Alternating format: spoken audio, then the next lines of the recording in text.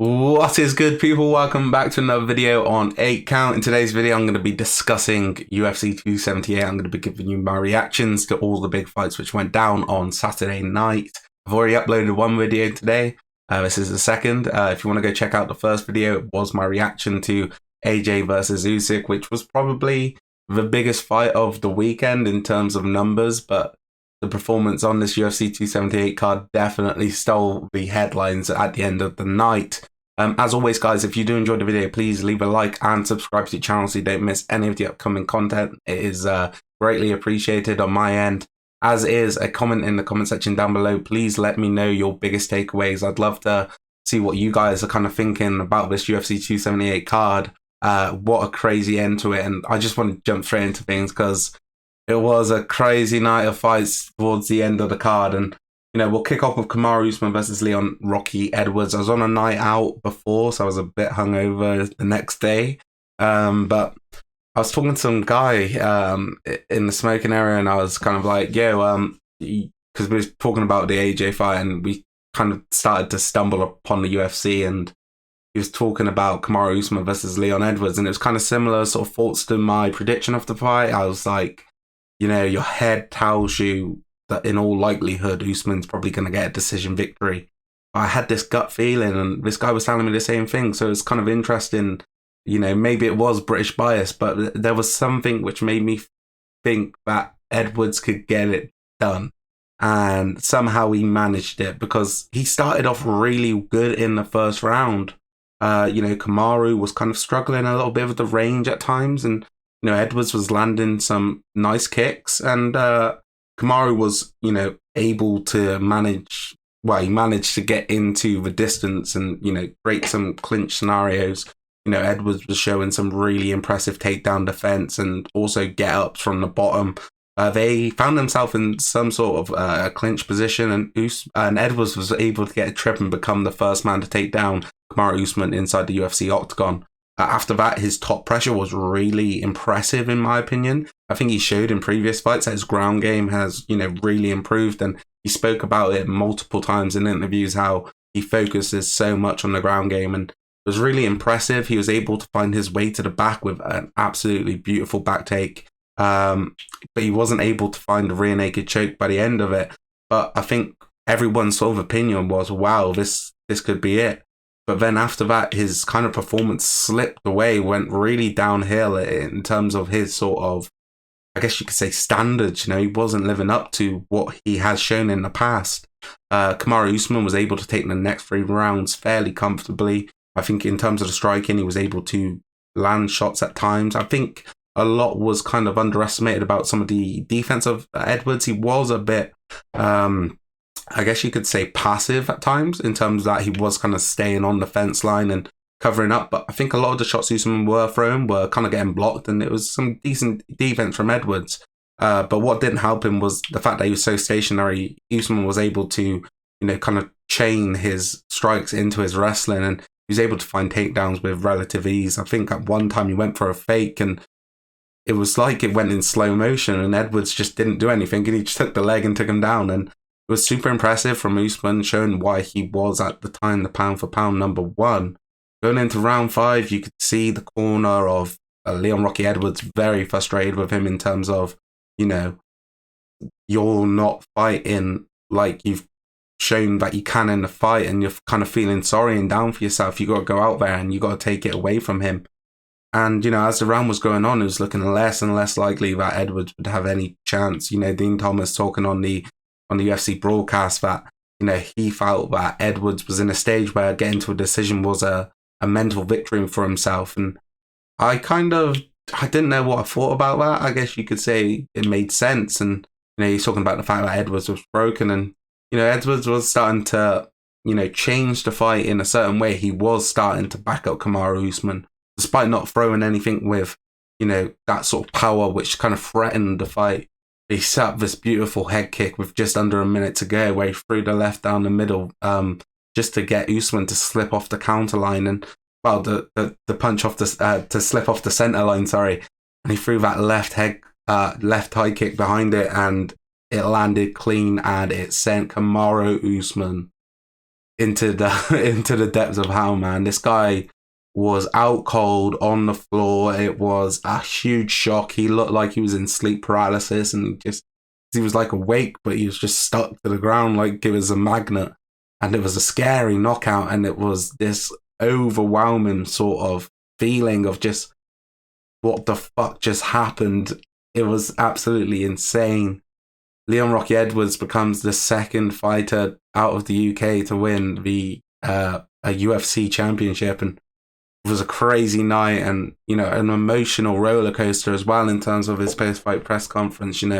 Talking about his backgrounds, coming from Jamaica with his family at a young age, living in a shed with a zinc roof, and he's saying, "Look at me now, look at me now, look what sort of life he has, provided for himself." And I found it super inspirational. I think, for a lot of people out there, this guy has proven that all you need to get things in life is hard work. And I'm super proud of him. And I think the whole UK is, proving that you don't have to go to America to finally realize your UFC sort of dreams and goals. And it was an emotional ride and a crazy fight. So super happy for him. Kamaru Usman, I think coming in, a lot of people kind of, he kind of got to this level where he was the pound for pound king at the time. I was kind of surprised Volk didn't kind of overtake him.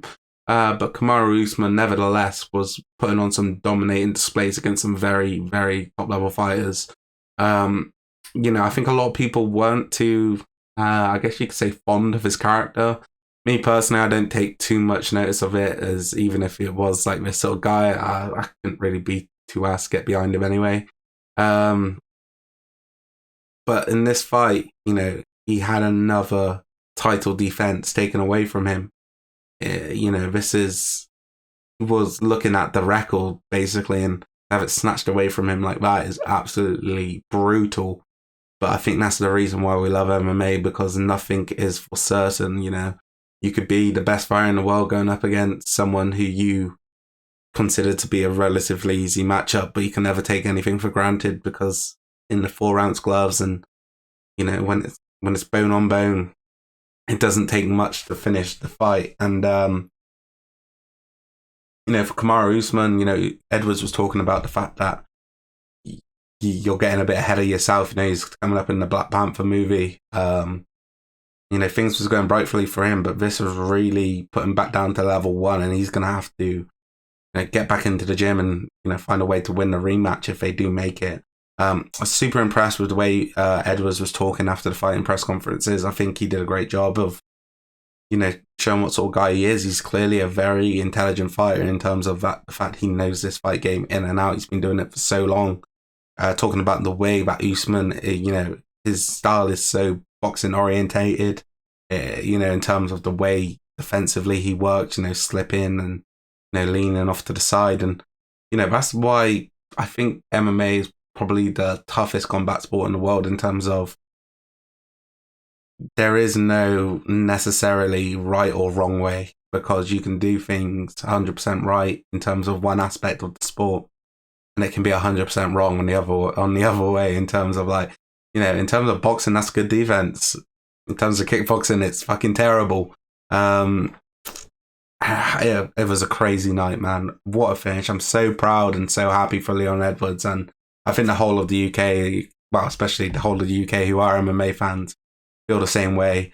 I'm happy that he went for it, because at the end of the day, we could be looking at a guy who just lost a 49-46 decision, and at the end of the fight, he's thinking, I didn't give it my all.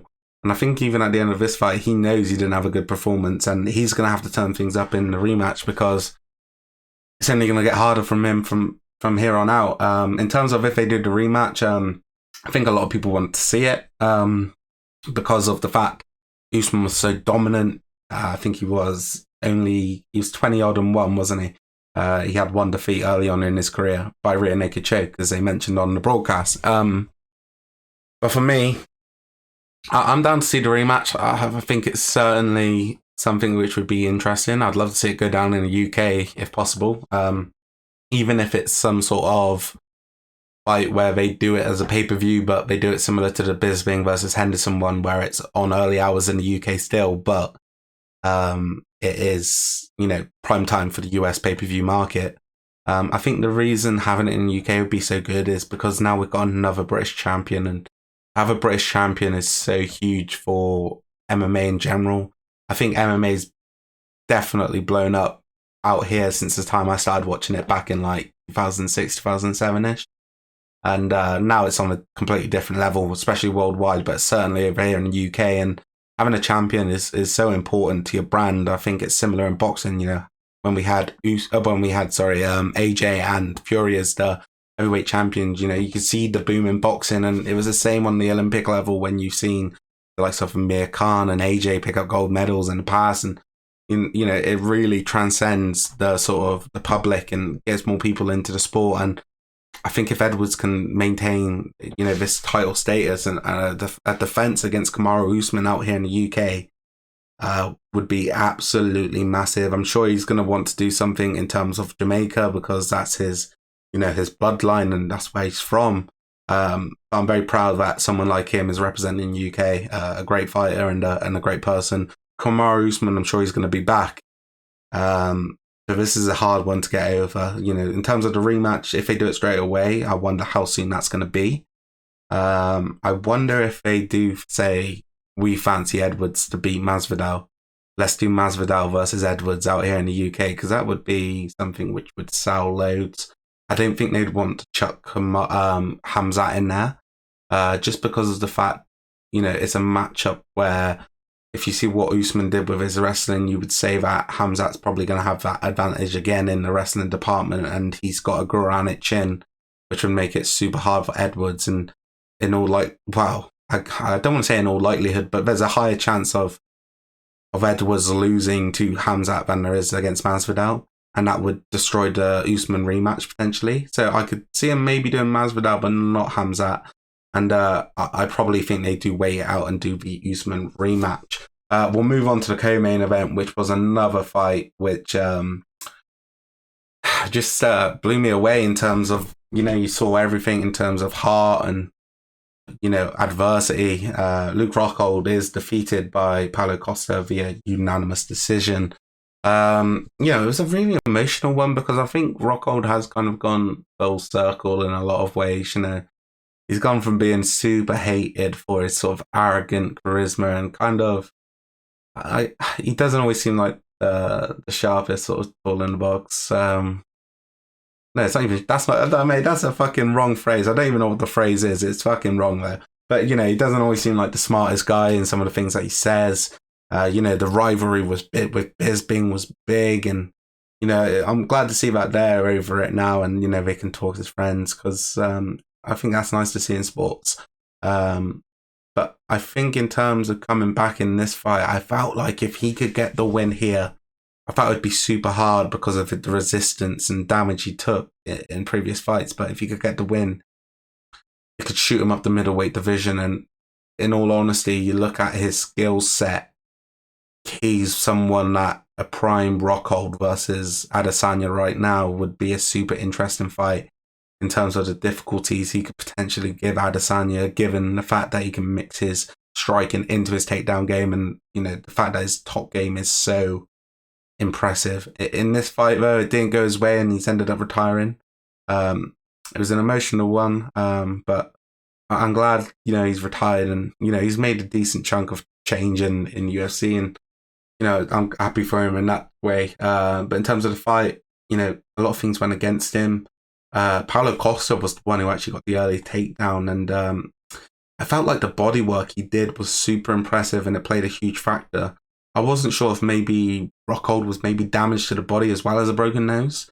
They were talking about the altitude giving Rockhold problems because we've seen it in the past that his cardio and his conditioning is top notch. It's just he's never really had the greatest punch resistance, I guess you could say.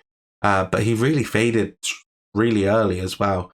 I think it's probably down to the disrupted breathing and the fact that his nose is absolutely fucked up, and the altitude, like they said. But at one point, I did think maybe he damaged him pretty bad with that bodywork, but it definitely paid off in the end. In terms of Rockhold, I think he wanted out of that fight so bad, but he could not you know, if he would have got out of it, he wouldn't be able to look himself in the mirror, sort of thing. And I thought he showed a tremendous amount of heart and grit and will to win, because he was always trying, you know, the moment when he screams "fuck you" and then throws the left hand. And I think he kind of had Costa not in like a huge amount of trouble, but it buzzed him a couple of times for sure. You know, I think Costa probably landed the better shots and had Rockhold hurt a lot of times, but it was super impressive to see that, you know, with the time off, that Rockhold's punch resistance did kind of improve a lot. And it definitely was something I was concerned about going into the fight, but he proved me wrong. I think all in all, it was an impressive win for Costa, because despite, you know, the losses that Rockhold's had, I think he looked in tremendous shape coming into this fight, and he looked ready to go, and he put a beating on him, and it was very impressive. I think the moment everyone's going to remember is Luke Rockhold kind of, you know, rubbing his bloody face all over Paulo Costa at the end of the fight.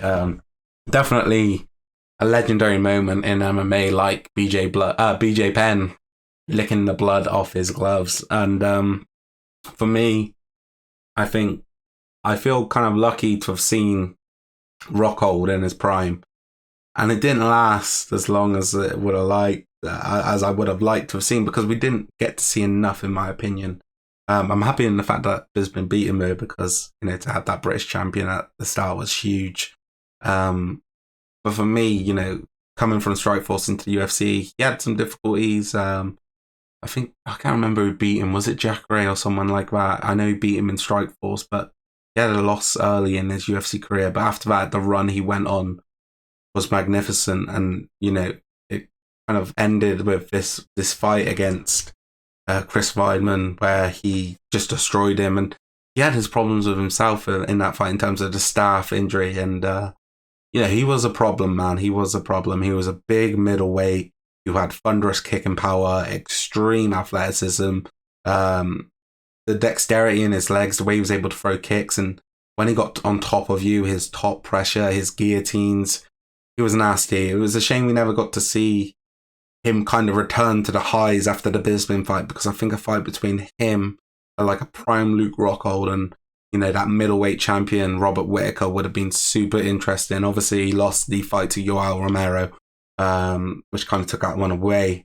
But I think it's kind of sad to see him go, but at the end of the day, I'm happy for him. I think it's a big win for Paulo Costa, and I'm interested to see where he goes from this and what sort of fight he targets. I know we got Cannonier taking on somebody in the middleweight division, and we got Pereira taking on Adesanya, so there is a bit of movement towards the top of the division.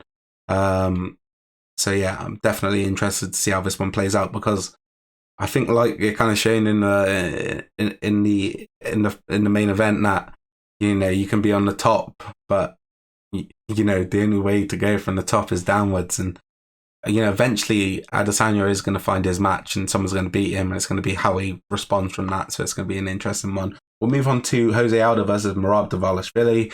I think Merab coming in, you know, he was the favourite, but I fancied Aldo because he's such a legend, and his takedown defense has always been so good. And in this fight, he proved why his takedown defense is so good, because he is a fucking beast, man. I don't understand how Merab didn't get so many more takedowns. But Merab did what I kind of thought would give Aldo trouble, in terms of, you know, he would stick on him like white on rice, I guess, or something like that. And he never gave Aldo the space, really. I think Aldo landed a few really nice shots in the fight, and one of the highlights for me taken away from the fights were the knees of Jose Aldo when Merab was coming on the way in. But it's a super impressive win for Merab. I think this gives him that sort of validation, beating that real top level guy, because before this it was kind of the Marlon Moraes win, which was a really good win in terms of how he came back in the fight, and, you know, he was out on his feet at one point and then came back. But in terms of the name value, Marlon Moraes' name was kind of muddied by that point, in terms of he had lost quite a few fights in a row and wasn't looking like the Marlon Moraes who came over from World Series of Fighting. But now this gives Merab a really big push, beating Jose Aldo. I'm not too sure where this is going to put him in the rankings, but I'm sure it's going to put him somewhere around the top 5 if not inside the top 5 comfortably at like a number 4. It's going to be a fight in, you know, who he fights next. I'm not too sure. But whatever happens, it's going to be a tough matchup because the bantamweight division is by far the best division in all of MMA. And I think around, you know, anywhere between 140 and, you know, 125, and I guess you could move up 145 downwards in all of combat sports is really that sweet spot for me, especially on the boxing side as well. You got the lightweights over there. Yeah, so this is a fight where, you know, whatever happens next from Rob, it's going to be difficult. Be interested to see what sort of matchup comes up next. You know, I know Sandhagen's got a fight against someone, and I cannot think for it off the life of my head. And I think a lot of people are kind of matched up at the top of the division. I'm not too sure what Merab's sort of goals are because I know he is so close to that Serra Longo team, and with Aljamain as champ, you know, would he even be willing to fight him? Because I know there's a lot of fights where sparring partners actually fight each other, but they're more than sparring partners. It is like a really close-knit brotherhood over there. For Jose Aldo, on the other hand, I think this sets up a fight that everyone would love to see. Well, I want to see it anyway. I felt like if Aldo lost this fight, it would set this fight up, especially after last week. I want to see Jose Aldo versus Dominic Cruz, the legend matchup. I'd love to see this fight. I think it'd be kind of close, I guess, on the betting odds. I think Aldo would be probably the favourite coming off, you know, his performances compared to Cruz's knockout loss. But before that, Cruz was looking quite good, you know. The win over Pedro Munoz and was it Casey Kenny, I think it is. He was, you know, someone who was looking to push into the top of that division. I think Jose Aldo versus Dominic Cruz is a good matchup. I think you look at what stage they're in their career. I think Dominic Cruz is probably slightly further along, closer to retirement than Aldo is. But I wouldn't be surprised to see Aldo, you know, hang up the gloves at some point in the near future because he's always kind of flirted with the idea. I think that he wants another shot at the title, but that matchup against Merab was one where it was always going to be difficult, especially over 3 rounds. I think you did see Aldo slightly fade in the fight in terms of his output and what he could really bring to it. And Merab is just an absolute animal when it comes to that. I think, you know, they got Sugar Sean taking on Piotr Jan. If they didn't have that matched up, I think Merab versus Sugar Sean on a fight night. But it probably wouldn't be a fight night because of the star power of Sugar Sean O'Malley. But as that sort of main event on a fight night card would have been fun. The last fight I really want to touch on this card, I did call the Tibura win. You know, he's under the radar all the time. But I want to talk Tyson Pedro versus Harry Hansaka. An impressive first round finish for Tyson Pedro. And for me, he's one of these guys who really make a run of things, especially at light heavyweight. He just needs to stay fit because I think he's got all the potential. And, you know, to finish the guy with a kick to the solar flex like that, it's absolutely devastating. If you've never been kicked like that before, I don't even know how to describe it. It's almost like being kicked in the nuts. It fucking sucks. But for me, Tyson Pedro, what a win for him. If he can stay fit, if he can stay active, I'd love to see what this guy can do in the future because he's proven on multiple occasions that he's a very talented guy, you know, fighting under Eugene Behrman at City Kickboxing. Sky's really the limit for him at light heavyweight. And I cannot wait to see what happens with him next. But all in all, a really fun fight. A really fun main card for me. I wasn't really too into the prelims and stuff like that. I can't wait now for the next UFC card. And I think we've got a slight break before Garn versus Tuivasa. So maybe I'll put my video up for that maybe next week or the week after. But you look at the schedule after that, we got Chimaev, Diaz, Sandhagen versus Jadong. What a fight that is before Oliveira, Makachev and Adesanya Pereira. We've got an absolutely stacked lineup of fights coming on the UFC side of things. It was a huge weekend in combat sports with the boxing, BKFC, obviously Platinum, Mike Perry defeating MVP. We had the PFL as well. But if you want to check out my AJ versus Usyk video, it's already up on the channel. So be sure to go and head over there. if that's something you're interested in. As always, guys, thank you for watching. I appreciate it so much. If you did enjoy the video, please leave a like and comment down below. Let me know, what was your biggest takeaway from UFC 278. Subscribe to the channel so you don't miss any of the upcoming content. And I'd just like to say thank you, and I'll see you later on in the week, probably. Not too sure yet, though. But have a great rest of your week anyway. Peace out. Take care.